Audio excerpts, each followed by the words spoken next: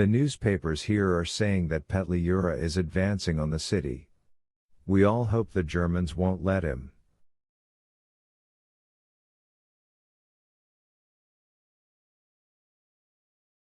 A march tune which Nikolka was strumming next door thumped mechanically in Elena's head, as it came through the walls and the door muffled with its tapestry portiere that showed a smiling.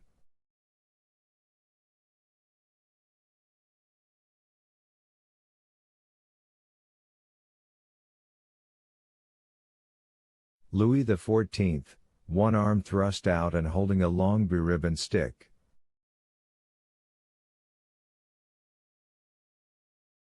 The door handle clicked, there was a knock and Alexei entered. He glanced down at his sister's face, his mouth twitched in the same way as hers had done and he asked.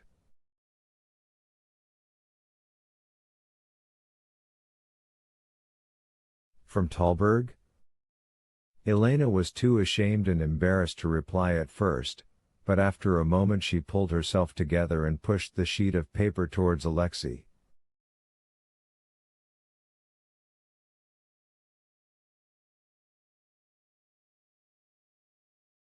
From Olga in Warsaw.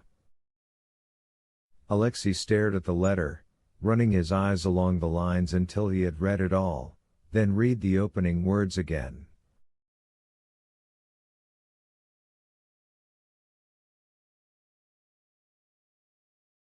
My dear Lena, I don't know whether this will reach you, but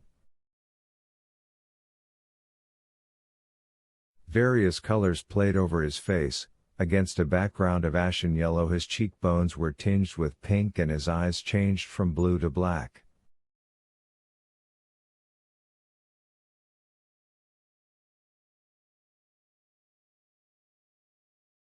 How I would like, he ground out through clenched teeth, to punch him in the teeth.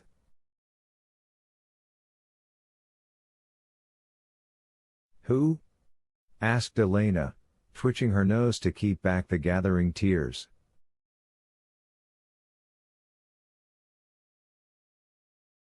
Myself, Alexei replied, deeply ashamed. Myself, for having kissed him when he left.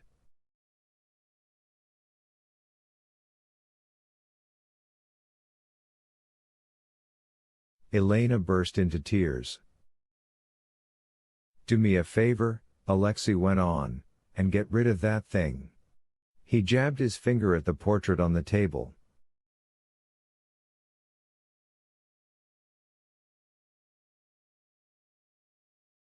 Sobbing, Elena handed the portrait to her brother.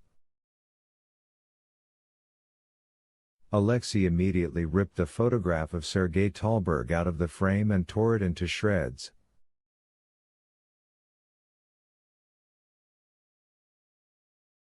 Elena moaned like a peasant woman, her shoulders heaving, and leaned her head against Alexei's starched shirt front.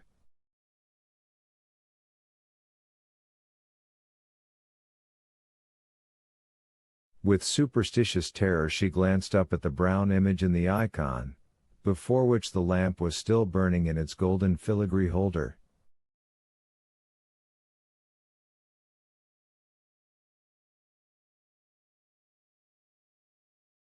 Yes, I agreed when I prayed to you on this condition. Don't be angry with me, Mother of God. Don't be angry, thought the superstitious Elena.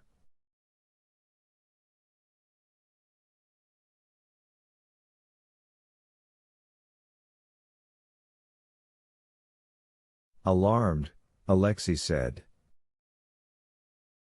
Hush, my dear, hush, it wouldn't do for the others to hear you. But no one in the drawing room had heard her. Nikolka was thumping out a march tune.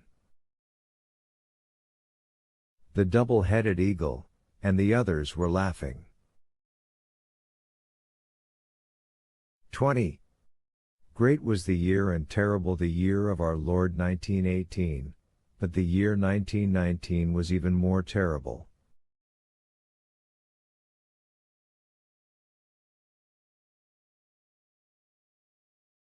On the night of February 2nd to the 3rd, at the snow-covered approach to the chain bridge across the Dnieper, two men were dragging a man in a torn black overcoat, his face bruised and blood-stained. A Cossack sergeant was running alongside them and hitting the man over the head with a ramrod.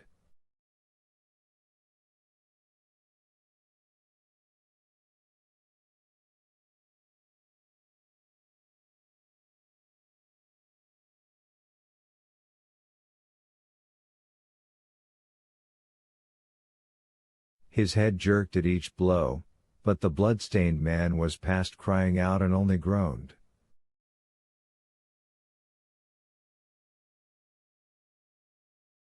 The ramrod cut hard and viciously into the tattered coat, and each time the man responded with a hoarse cry.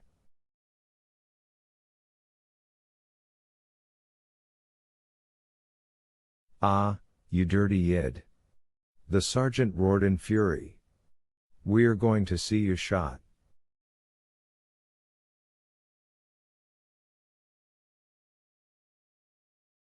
"I'll teach you to skulk in the dark corners. I'll show you."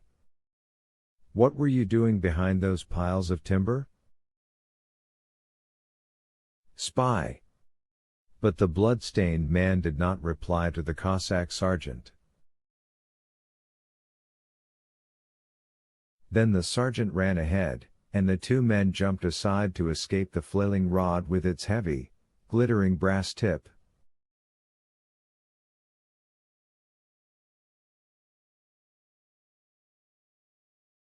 Without calculating the force of his blow, the sergeant brought down the ramrod like a thunderbolt onto the man's head.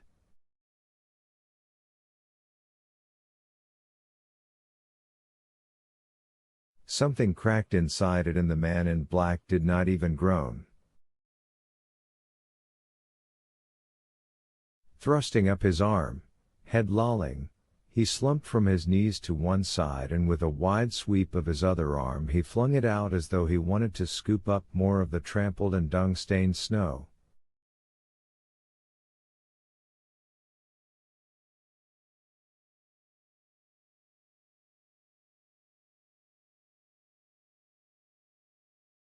His fingers curled hook-wise and clawed at the dirty snow. Then the figure lying in the dark puddle twitched convulsively a few times and lay still.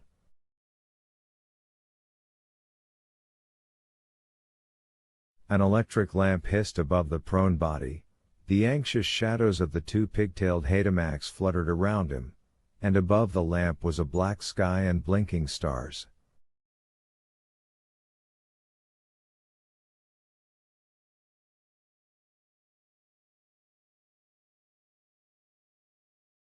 As the man slumped to the ground, the star that was the planet Mars suddenly exploded in the frozen firmament above the city, scattered fire and gave a deafening burst.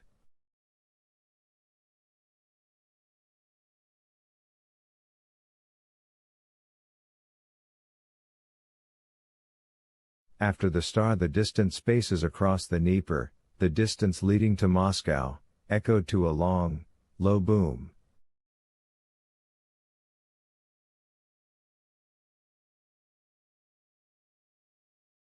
And immediately a second star plopped in the sky, though lower, just above the snow-covered roofs.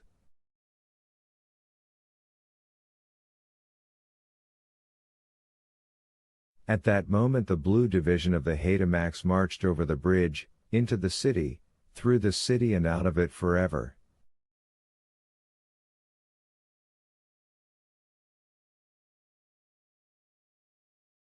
Behind the blue division, the frost-bitten horses of Kazir Leshko's cavalry regiment crossed the bridge at a wolfish lope, followed by a rumbling, bouncing field kitchen, then it all disappeared as if it had never been.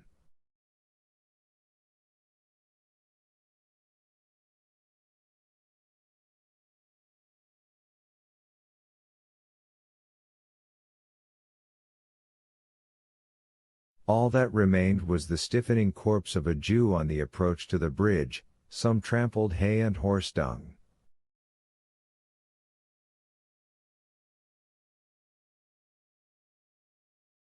And the corpse was the only evidence that Petliura was not a myth but had really existed.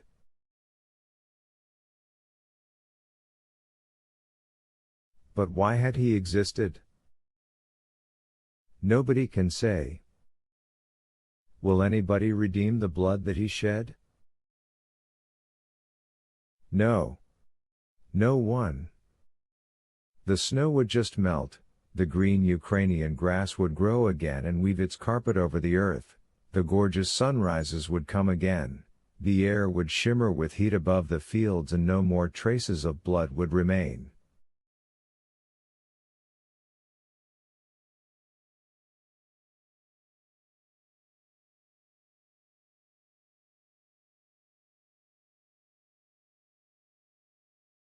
Blood is cheap on those red fields and no one would redeem it. No one. That evening they had stoked up the Dutch stove until it glowed, and it was still giving out heat late into the night.